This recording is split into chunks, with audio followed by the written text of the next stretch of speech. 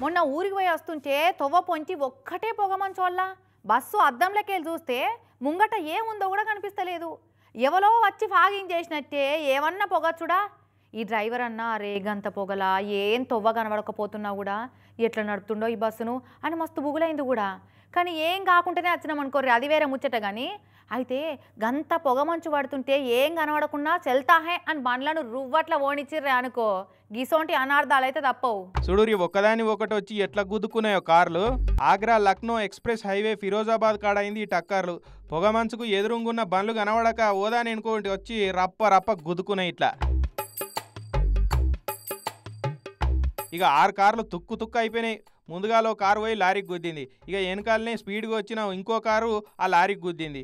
ఆ కారుని ఇంకో కారు ఇట్లా వరుస ఎంబడి టక్కర్లు అయిపోయినాయి. చాలా మందికి దెబ్బలు తాకితే అందరినీ దవాఖానకి వేసుకపోయారట. ఇక ఇట్లా చలికాలంలో ఈ హైవే మీద పొగమంచుతోటి యాక్సిడెంట్లు అవుడు ఇదేం కొత్త కాదు, ఇదివరకు చాలా సార్లే అయింది. మరి అంత కనబడకపోతున్నప్పుడు బండి రోడ్డు దించుకొని పక్కకు ఆగిందే నయం. విజిబిలిటీ లేనప్పుడు కార్లను అసలే తోలొద్దు. జల్దిగా పోవాలని చూస్తే హౌస్ కూడా జల్దిగా పైకి పోయేందుకు హైవే ఎక్కినట్టు అవుతుంది. చూసుకోరు మరిగా.